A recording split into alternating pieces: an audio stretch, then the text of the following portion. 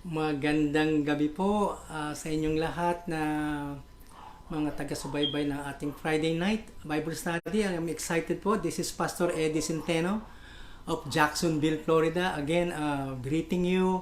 A happy Friday evening dito po sa amin at Saturday morning sa Philippines, sa Japan at sa Australia at sa marami pa pong panig ng daigdig. So I welcome you again. Magandang umaga po sa inyo dyan sa Philippines. At dito po sa Jacksonville, magandang gabi at sa iba pong mga states dito sa Amerika. Good evening and again, welcoming you to our exciting Bible study tonight. It's always exciting because the Word of God is the same. Makapangyarihan magmula nang isinulat siya hanggang sa ngayon po. So, thank you. We got some friends joining us from Montana and also here in Jacksonville, and I also some joining us from Bulacan. So welcome po tonight. Excited tayo. We're gonna learn a lesson that is something na we all need in our lives. Ang pamagat po ng lesson natin ngayong gabi ay yung pong lessons learned on life's battlefield. Mga aral na matututuhan natin sa mga pakikipagbaka sa buhay. So, sabi po nila, we don't only learn, but we also we are also being strengthened as we learn the battlefield that is going on in our lives at sa paligid natin. So, and there are so many that I can mention tonight. And again, welcome po. This is Pastor Eddie Centeno again, welcoming you and thanking you for being faithful every Friday night. So let us go to God in prayer before we start our lesson. Lord, we thank you, God, for another week. We thank you for another Friday night that we can study your words, God. And Lord, we ask that your Holy Spirit will give us guidance, will give us anointing, will give us clarity of what you want us to learn. That will impact and improve, God, our Christian life, our walk of faith. So, God, help us by your Spirit, God. Enlighten us, God, as we go through the pages of your word, God, and help me and help everyone who is watching via online, Lord. I pray that you give them good signal, clear signal, God, and I pray that they will be patient, Lord, to finish this lesson tonight. So, help us by your Spirit, Lord. We pray and we love you and we thank you. In Jesus' name. Amen. So, amen. So, the Christian walk is a life of, The Christian walk is a life of battles. Yung pakikipagdikma. It's something that that every Christian, every believer should be aware. And then, it's a sad thing na a lot of Christians, they turned their back. They were not able to continue in their faith. Hindi sila nakapagpatuloy sa kanilang pananampalataya dahil hindi nila alam na meron palang mga digmaan na nagaganap sa kanilang buhay. Mostly of these battles are spiritual battle na nangyayari sa ating mga araw-araw na pamumuhay. So if you are not aware and there is a war going on, most likely you're gonna be shot without even knowing who shoot you. Kung sino yung bumaril sa'yo o kung sino yung kalaban mo. And tonight, I will bring you to the book of Exodus. It's a very good picture. Yung pong kahalagahan ng prayer. And then tonight, as we go to Exodus chapter 17, I will give you 4 things that they learn and that we will learn in life's battlefield. 4 po yung ating matututuhan dito po sa ating pakikipagdigma sa ating pong buhay mananampalataya o sa ating pong buhay Kristiyano. I will take you to the Old Testament po sa may Exodus chapter 17 beginning at verse 8 hanggang matapos po verse 16. So ito po yung istorya, and then I will explain some more yung pong background ng istorya na to. Again, Exodus 17:8 to 16. Ito po sabi, Now Amalek, I'm reading in the New King James Version. Now Amalek came and fought with Israel in Rephidim. And Moses said to Joshua, Choose us some men and go out, fight with Amalek. Tomorrow I will stand on the top of the hill with the rod of God in my hand. So Joshua did as Moses said to him and fought with Amalek. And Moses, Aaron, and Hur went up to the top of the hill. And so it was, notice this 11 because I'm going to go back here.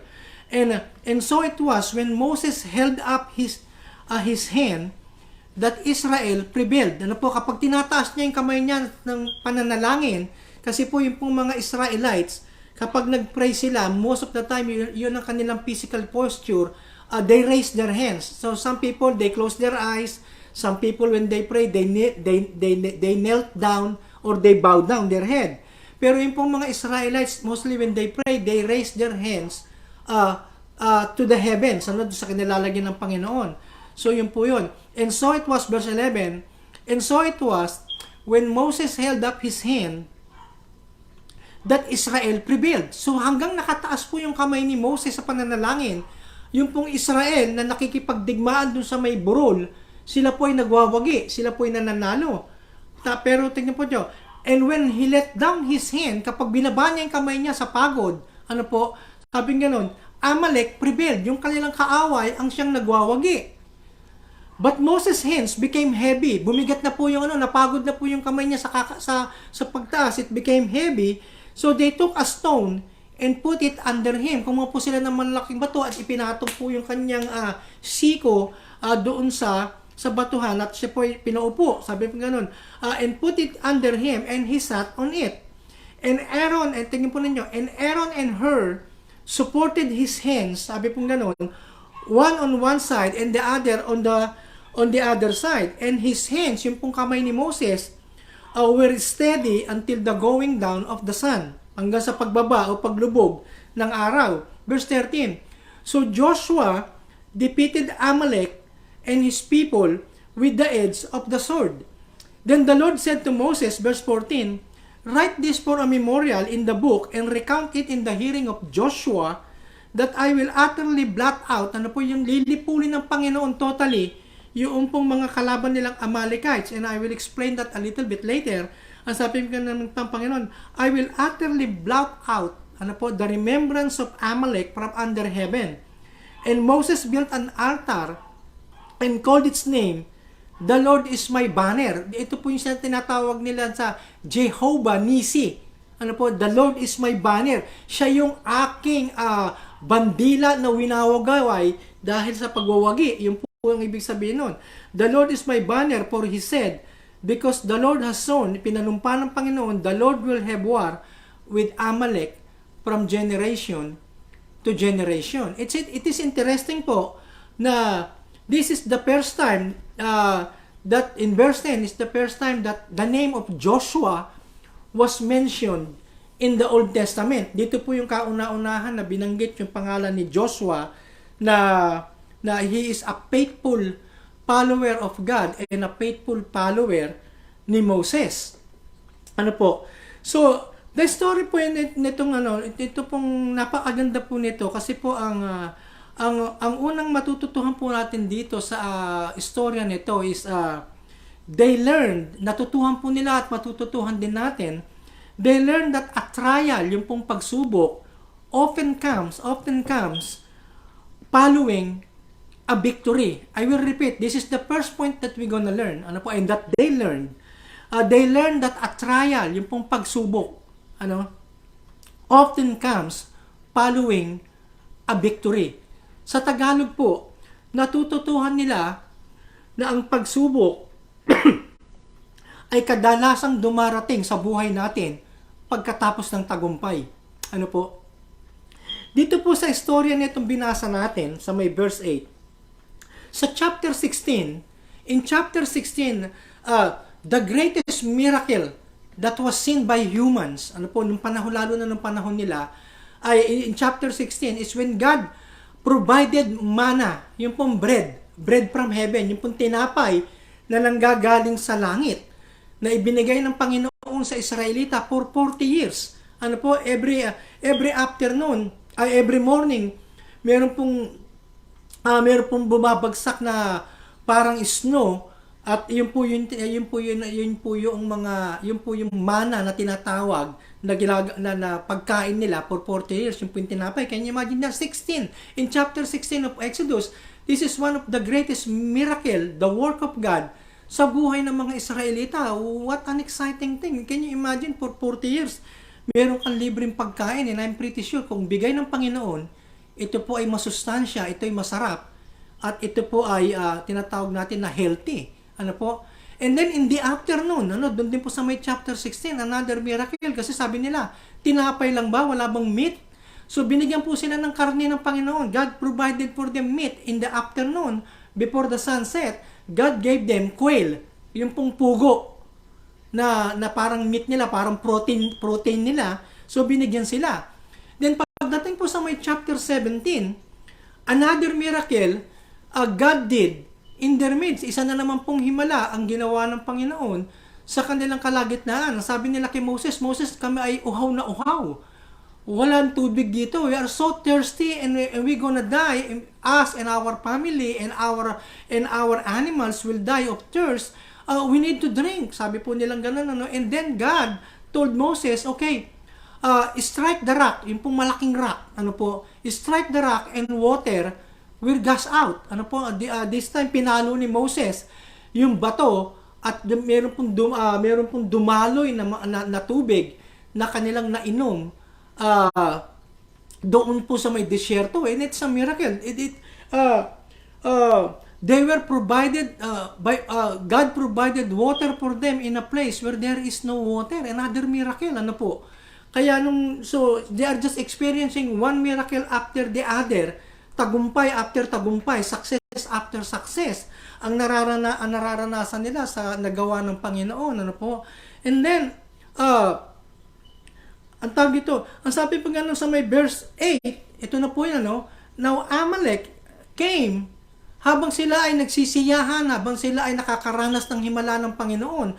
Ang sabi pong gano'n, without any provocation, hindi man lang nila nilusob, pero sila ang nilusob ng mga Amalekita. Ito pong Amalekita, mga mga salbahing tao po ito. Matatandaan po ninyo doon pa lang sa simula ng Exodus na nakarecord sa Deuteronomy 25. Sila ay nilusob nito nung sila ay papalabas pa lang ng Egypt at sila ay mahihina, gutom at pagod. Sa likuran nila ng galing, sila po ay inambos ng mga Amalekites. Ganun na naman dito.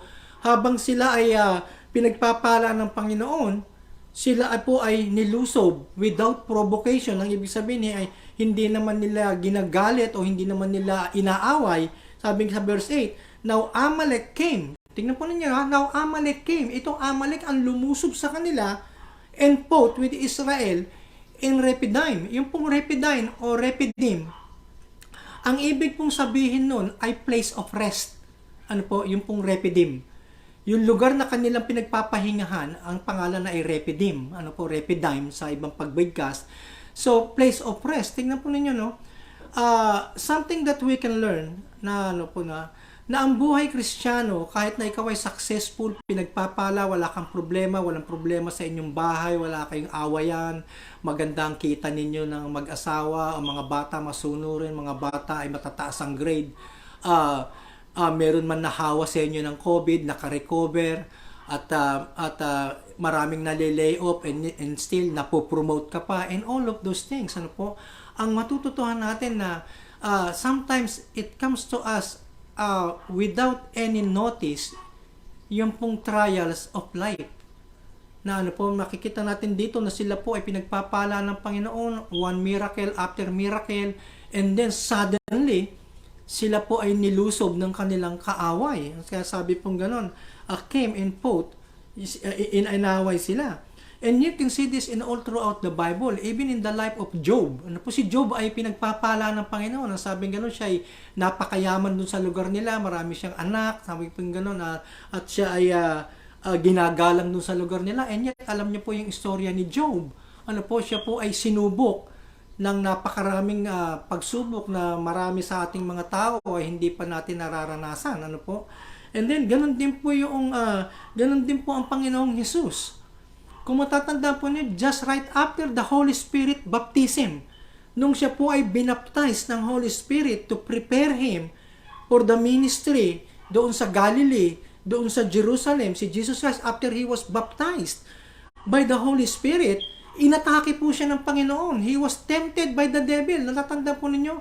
Dinala siya doon sa may disyerto sa ilang to be tempted by the devil. So, and that happened after his baptism. Ano pa? Yung baptism, yung pong exciting experience po yun ng mga believers. And then here, ang Israel naman, ang nakaranas ng pag-atake ng Amalekita. The Amalekite is a type of the devil himself. You know what? I will tell you tonight, and some of you Christians, you've been a Christians for so long, but still, sometimes you are not aware that your things that are happening in your life, things that are going in your mind na pinaprocess mo, are really an attack of an enemy. Ang sabi po tingin po ninyo, no, they learn that a trial comes. No? May mga pagsubok, kaya hindi mo pwedeng pinagpapala ka, masaya ka, na you cannot let down your guard, na nasasabi mo na hindi ako maaatake ng diablo, hindi ako madadala ng mga pagsubok. No, you cannot so sure about that. That's why the Bible tells us to be sober, maging matino, at laging nananalangin. Ano po, tignan niyo yung verse 9, ano po, ang unang ginawa ni Moses nung sila'y nilusob, tingnan po niyo, no, and Moses said to Joshua, choose us some men and go out, fight with Amalek. Sabi po niyang ganon. Tomorrow I will stand on the top of the hill with the rod of God in my hand. So, ang unang ginawa ni Moses, pagkatapos niyang utusan si Joshua na makipaglaban, ito yung talaga pong merong labanan, ano po, makikita po niyo, life and death, buong bayan ng Israel ay ginigera, at pumili siya na isang tao na matino, si Joshua, isang tao na tapat, isang tao na mapagkakatiwalaan niya. Pero si Moses, ang ginawa niya, sabi ganoon, he went up on the top of a hill. Ang sabi po sa may Psalms, I think in Psalms 121, sabi po ganoon sa may Psalms 121 verse 1, we sing this most of the time in church. Ang sabi po sa may Psalms 121 verse 1, I will lift up mine eyes to the hills, from whence comes my help. Dito po yung hill na inakyatan ni Moses, it is a symbol of God's presence and a symbol of place to pray and a symbol of God's presence. Yun po yung Psalms 121 verse 1. He went on top of the hill. Ang sabi pong ganun, to what? To pray with the rod of God. With the rod of God in my hand. Yung pong rod, yung binigay sa kanya. This time, it is not no longer the rod of Moses, but it is the rod of God. So makikita po ninyo, yung dati tungkod ni Moses, ang tawag doon ay tungkod ni Moses. Ngayon, ang tawag doon, tungkod ng Diyos. Ang ibig mong sabihin na, kung yung maliit na may bibigay natin sa Panginoon, mapagpapala niya at magiging malaki ito na pagpapala sa marami pa. Ano po, nabasa rin po ninyo yung 5,000 at 4,000 na pinakain ng Panginoon, kukunting tinapay lang, and yet those little loaves of bread and fish was able to be a manig. And even in our lives, if our lives is surrender to God, minsan maliit ang tingin mo sa sarili mo, and yet if you give your life to God and everything na nasa sayo, God will make it a blessing. Ibe-bless niya yan, and He will make you a blessing sa kanyang gawain at sa kanyang marami pang tao sa paligid mo na nangangailangan. Ano po? So yun po ang ginawa ni Moses. And then just going back for us to know that there is a war, there's a battle going on. Tingnan po ninyo yung reminder ni Peter sa mga believers doon na sinulatan niya sa may 1 Peter chapter 5 verse 8. Sabi pong ganun, be sober, maging matino kayo. Ang ibig sabihin, huwag kayong careless, huwag ninyong pababayaan yung pananalangin, huwag ninyong pababayaan kahit na kayo ay tuwan-tuwa, pinagpapala, that's a good thing, pero huwag kayong magiging malambot at malamig sa Panginoon, na always saying na everything will be alright, because you'll never know when the fast ball of life will hit you. Ano po yung nga sabi nila, yung fast ball, yung pong bato na hindi mo inaasahan. Sabi po niya sa may 1 Peter 5:8, be sober-minded. Be watchful. Ano po yung watchful? Ang sabihin, know what is going on. Bakit meron nangyayaring ganito sa paligid nyo? Your adversary, tingnan po niya, ang sabihin ng adversary ay kaaway. Your adversary, the devil, prowls. Ano po yung umaalulong? Ang sabi pong ganun, around like a roaring lion, seeking, naghahanap, someone to devour. Sino po ba i-devour niya? Tayong mga anak ng Diyos. Remember, ang sabi ni Jesus Christ sa John 10:10, sabi niya, the thief comes not, sabi yung thief, ang diablo, yung magnanakaw, the thief comes not, John 10:10, the thief comes not but for to steal, to kill, and to destroy. Ang sabi yun yung tatlong yun. And the devil has not changed his business.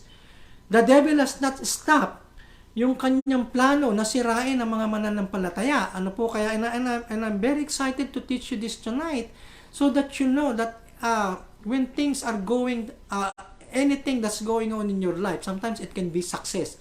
Ang sabi nga po nila mas maraming tao ang natatalo at napapahamak, hindi dahil sa kanilang kasalatan, kundi sa kanilang tinatawag na tagumpay sa buhay. Nagiging ano po sila, nagiging lax, nagiging careless.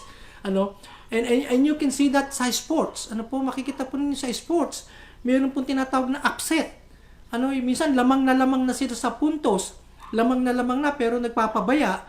Kaya at the end, natatalo sila nung kanilang kalaban na mahina lang, pero dahil nga sila ay nagpabaya, sila ay natalo. And it's true in boxing, in football, in most of sports. Ano po? Ganun din sa Christian life natin. Kaya sabi ni Peter, you have an enemy. And this enemy is always watching you. And if you are being careless, ikaw yung kanyang sisilain. To devour means to destroy. Ano po? So, and that is something that they learned doon sa panahon nila Moses. Meron tayong mga Amalekites na makakaaway natin. And then, let us go now in Exodus 17. Ano po, so umakyat sila doon at kasama niya yung kanyang kaibigan, yung actually kapatid niya si Aaron, his brother, and then si Hur, ano po yung kaibigan nila. Ang sabi nga ng verse 11, and so it was, when Moses held up his hand in prayer, ano po, nakatas yung kanyang kamay, his hand, that Amalek prevailed. So as long as Moses is interceding, nag-i-intercede po siya, namamagitan po siya in prayer, doon sa mga nakikipaglaban doon sa mga baba na kanyang kababayan sa pangunguna ni Joshua, hanggat po siya nananalangin, yung mga Israelita ay nagwawagi sa kanilang pakikipagdigmaan. Pero tingnan po niyo yung kasunod ng verse 11, sabi ganoon, and when he lets down his hand, kapag napagod siya at ibinaba niya yung kamay niya, tumigil siyang manalangin, ang nananalo ay yung mga kaaway, the Amalek prevailed. Sila yung nananalo. Kaya tingnan po niyo yung verse 12, But Moses' hands became heavy. Kasi po yun po ay maghapon na labanan. Hindi lang isang oras na gera yun, kundi ito po ay halos magdamag na digmaan. Kaya verse 12 sabi, but Moses' hands became heavy, napagod. So they took a stone, yung dalawa, si Aaron at saka si Hur. They took a stone, ang sabi pong ganon, and put it under him, para pinaupo nila si Moses, and sat on it, and Aaron and Hur supported his hands. So hinawakan po nila yung kamay ni Moses, dahil pagod na hinawakan nilang ganon, yung tinatawag na support at saka yung alalay. Ang sabi pong ganon, they supported his hands, one on one side and the other one on the other side. Ang sabihin, isa sa kaliwa at isa sa kanan. Sabi pong ganon. And his hands were steady, hindi na ngayon napapagod, o kung hindi na po bumababa. Ang sabi nga nun, his hands were steady until the going down of the sun. Tingnan po niyo hanggat tumubog yung araw. And verse 12, ito po yung resulta ng tinatawag po nila na partnership in prayer. Ano po, sabi nga nun, so Joshua, sa King James at sa maraming translation, ang sabi po, and Joshua discomfited. Ano po, yun pong discomfited, dami sabihin, overwhelmed, o prevailed, o ginapi, o natalo. Yung pong ibig sabihin ng discomfited o overwhelmed. Natalo niya. So Joshua defeated Amalek and his people with the edge of the sword. So pangalawang matututuhan po natin, hindi lang yung pong ang pagsubok ay dumarating kapag tayo ay nagpapanalo sa buhay, kundi yung second, they learn that they could depend on God in every battle of life. Ano po, they can depend on God. Tingnan po ninyo, yung pong tao na Kristiyano, at ang unang-una niyang ginagawa kapag may pagsubok ay hindi umaangal sa Diyos, hindi naninisi ng kanyang kapwa, kundi ang unang ginagawa niya, Panginoon, tulungan mo kami. God, please help us. Ano po? And that is the first thing, ano po, and that it works all the time when we go to God in prayer, whenever and wherever we are in need. God is there to help us. We can always depend on God dahil siya po ay nangako, I will never leave you nor forsake you. Ang sabi po niya, stand still and see the salvation of the Lord. The battle is not yours, it is the Lord's. Ayun po ang sabi doon sa may Bible. And Moses has this faith in his God that, Lord, whatever it is, the Amalek might be greater and stronger than us. They have more weapons than us. But yet we are trusting in you, who is more powerful than any army that will attack us in this life. So they learned that they could depend on God in times of battle. Natutuhan nila na lagi nilang maaasahan ang Diyos sa kanilang pakikipagbaka. Nung pong sinabi ni Moses kay Joshua, go out and fight. Ano po, go out and fight. Si Moses po with authority is saying, this is not our battle. God is with God. God will fight for us. And yet, somebody needs to pray. Makikita po ninyo yung prayer ni Moses. It is what? It involves life and death. So, pag napagod siya, hindi na nanalangin. Some of the Israelites are dying in battle, namamatay sa digmaan, pero pag itinaas niya, siya nananalangin. Sila po ay nagwawagi. So, prayer is very important po. It is something that we cannot live without being a Christian. And if we are not praying for ourselves, there are a lot of people around us, within our family, that we know that needs prayer. A lot of people are needing prayer. Ano po, mas maganda na yung hindi po maganda po yung pinagpe-pray ka, and at the same time you are also praying for other people. Katulad po nung ginawa ni Aaron, ni Hur, they partnered with Moses. Hindi na po kaya ni Moses, siya yung leader nila. And yet nung nakita nila na nanghihina ng katawan at hindi makapag-pray, tinulungan nila. So there is power po, there is power doon po sa tinatawag nila na corporate prayer, which I will go on next. Next po.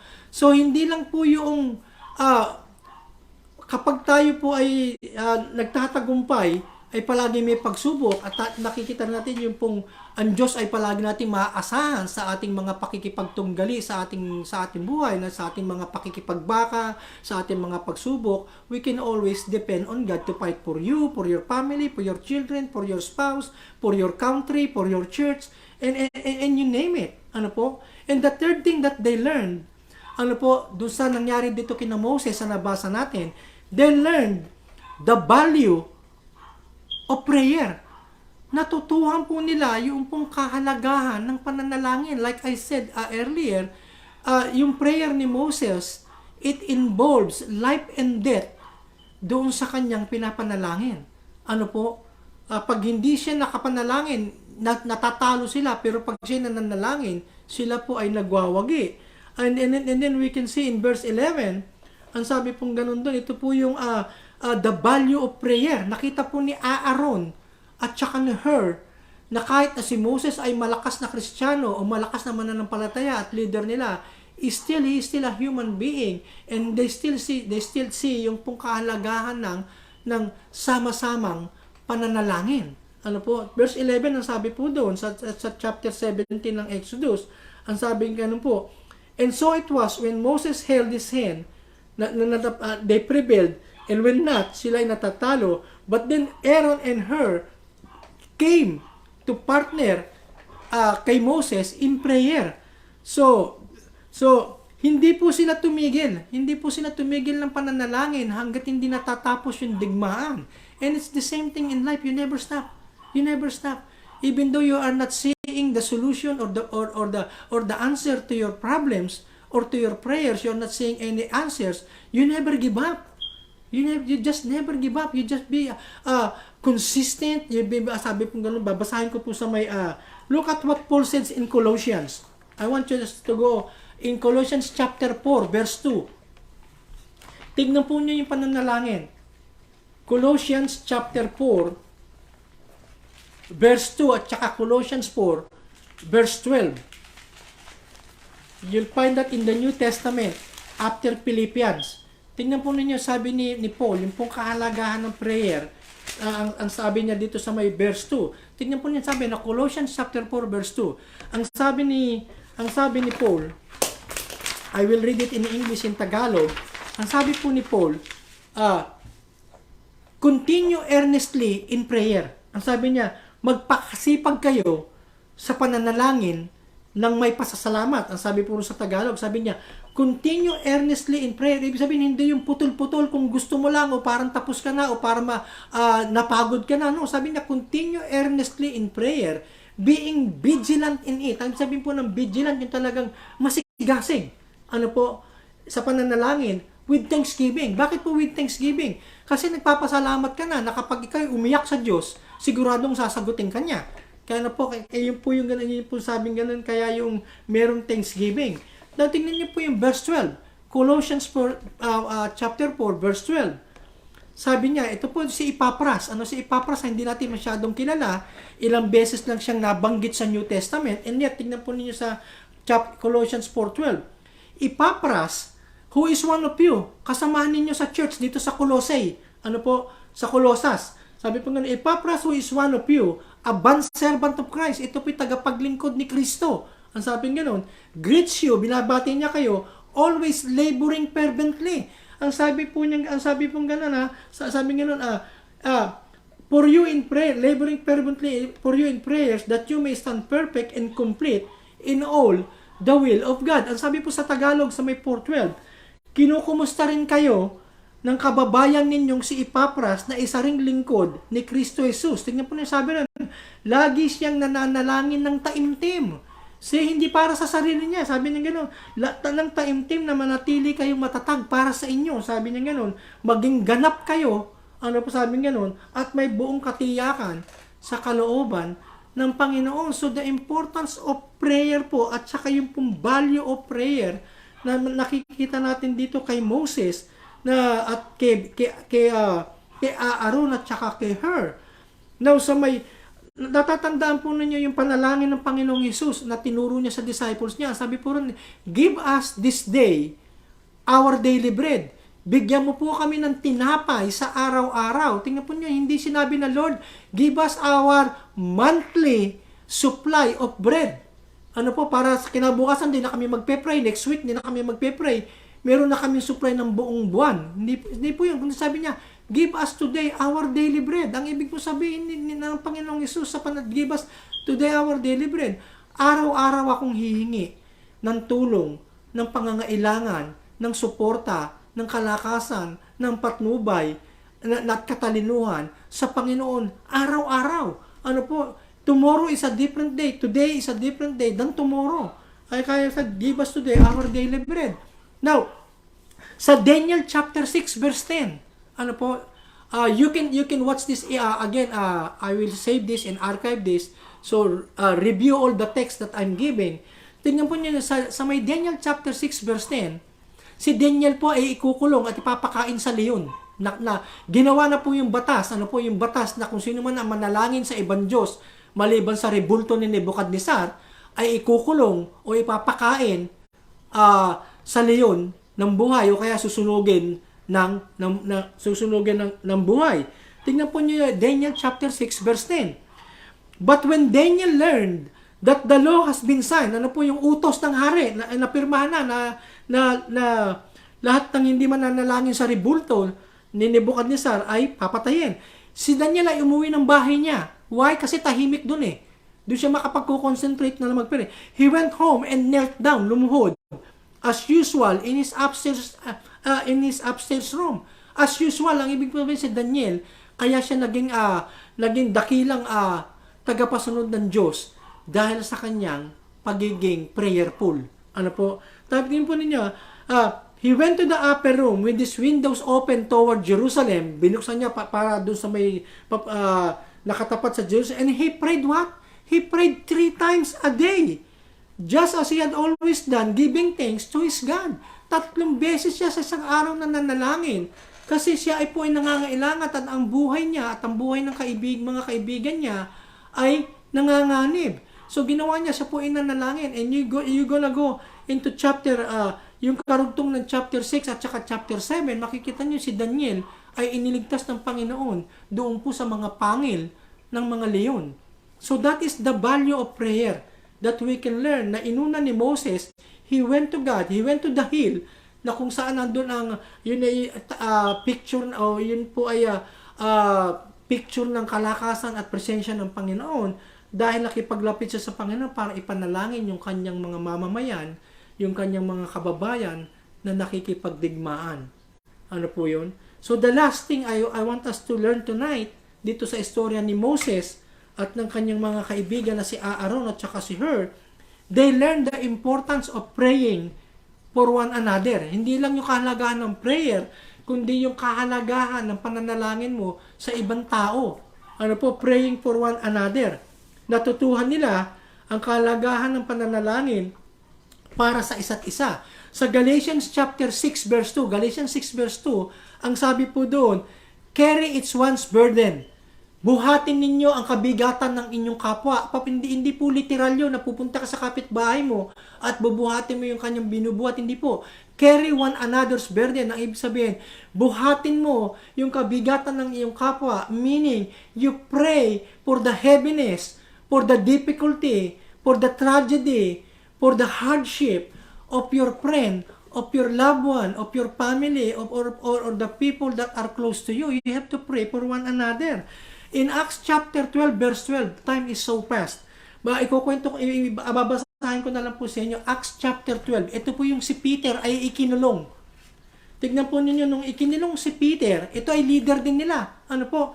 Tignan po ninyo, Acts 12 verse 5. Ang sabi ganun, Peter was therefore kept in prison. Siya po ay ikinulong si Peter, Acts 12:5. But constant prayer was offered to God for him by the church. Si Pedro po ay ikinulong. Pero hindi tumigil na manalangin yung pong kanyang kasamahan, yung pong buong iglesia dun sa Jerusalem, the whole church, ay nanalangin para kay Pedro. Ano po ang nangyari? Binuksan ng Panginoon yung pong kulungan. Ang sabi pa nga Panginoon, natanggal yung mga posas o yung mga kadena ni Peter, at yung pintuan ng kulungan ay automatic na bumubukas. Ang sabi pa nga, at siya po ay nakalaya ng tawag dito, na walang kaproblema at hindi siya nasaktan. And in verse 12, ano pa sabi pong gano'n sa may Acts chapter 12 verse 12, tingnan niyo po sabi. So, ito po, nakalaya na si Pedro sa miraculous work of God. It's a miraculous work of God that Peter was set free from prison, and it's because the church, yung pong mga mananampalataya ay nananalangin para kay Peter na leader nila. Tingnan po ninyo Acts 12:12. So when Peter had considered this, nung nakita niya siya na siya malaya na, pumunta siya doon sa may bahay na kung saan nagpe-pray yung kanyang mga kasamahan. So when Peter had considered this, he came to the house of Mary, sabi nga nun, the mother of John, whose surname was Mark. Ito po si John Mark. Ano po, sabi nga nun, where many were gathered together, praying. Ano po, marami silang nananalangin, ano po, na we can pray. In fact, we can pray online dahil meron po mga lockdown, meron po mga social distancing na maraming mga churches. We are praying to God in spirit. God is spirit. And we can pray to God in unity kahit na hindi tayo physically magkakasama, but we can unite together. Let us pray for the Philippines. And even now, I will end up with this. Ano po? There is power in praying and agreeing together for anything that we bring to God in prayer. We have some friends who are sick. Ano po? We have some friends whose loved one has just died. We have some friends who was what? Who was laid off from work. And we have some friends who are having problem in their family right now. Ano po? Right now, they're so depressed because they are going through family problems. Ano po? And some of you are watching me, I'm teaching you this through the life of Moses and his friends. And I'm using to you the word of God to tell you that that prayer is valuable, and that there is power when we come together as children of God to pray together and intercede together for the needs na dinadala sa atin ng Panginoon. Ano po? I will pray for you tonight As I close, all of you watching now in the Philippines, watching in Australia, watching here in Jacksonville and other parts of the world, I'm just asking you to never stop praying. Ang prayer po is not only asking for what you need. You can pray for other people's needs. You can pray for other people's situation in their lives. So, just to summarize, they learned that when the trial and testing will come right after we experience our success. And then there is also that we can learn, and this is a good thing to learn, that we can always depend on God. Palagi natin maaasahan ng Diyos na dadamay sa atin at tutulong sa atin. And then, hindi nasasayang ang ating panalangin. In fact, in the book of Revelation, the Bible tells us that God gathers our prayer in a bowl at ginagawa niya yung incense sa kanyang trono. So God is keeping our prayers. Ang sabi ni Paul, pray without ceasing. Huwag kayong tumigil at manghinawa sa pananalangin. Lord, I'm praying blessing. I'm praying guidance. There are some people watching me tonight. They have needs. They need healing in their body. I pray healing in the name of Jesus. There are people watching me tonight, Lord. They have problems with their family, misunderstanding, problem, whatsoever is the cause, Lord. I just pray, Lord, that I bind and I rebuke the work of the devil in the lives of the families having troubles in the relationship and that are watching me tonight. I rebuke the devil causing troubles, division in their family, misunderstanding and quarreling. I rebuke all those. Those are the works of the devil in the name of Jesus. Those who are sick, not only in body, but sick in mind. They are sick in their emotions. They are very critical of other people. They are always sensitive to the point that they always point their finger to blame other people. I pray in the name of Jesus, Lord, that you will transform their mind, that their mind will think rightly and righteously, and that their mind will align, Lord, to your word. I pray that in the name of Jesus. And those who have financial needs, Lord, and whatever need that they have, reach out your hand to them, extend your grace to them, to provide for them. And if you are watching me and you are not saved, hindi ka ligtas, religyoso ka, nagsisimba ka, pero alam mo hindi ka saved, hindi mo kilala si Jesus Christ as your personal Lord and Savior, I want to pray tonight. Jesus Christ and Christianity is not a religion. I'm not preaching to you religion. I'm preaching to you relationship with God.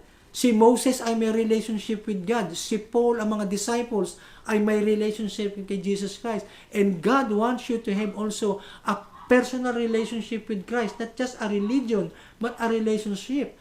And if that is you, I want you to pray this simple prayer. Lord, forgive me of all my sins. I have sinned against you. I have broken many of your commandments. Forgive me, Lord. I come to you and I ask mercy and forgiveness. And I ask that the blood of your Son, Jesus Christ, wash me from all my sins. Those sins that will bring me to hell. I'm asking now for forgiveness in the name of Jesus. And Lord, I'm asking that you help me live a life that is pleasing to you. I ask also, Lord, that as you forgive my sins, cleanse me, Lord, fill me with your Holy Spirit, that I can live a life pleasing and acceptable to you. God, thank you for the study tonight. Bless us all. Bless those who've been watching, Lord. And there are some requests that they may have. You know it all together, God. Touch them and bless them. Salamat po again and see you next week. And never stop praying. Never stop praying. Never stop praying. Amen and amen.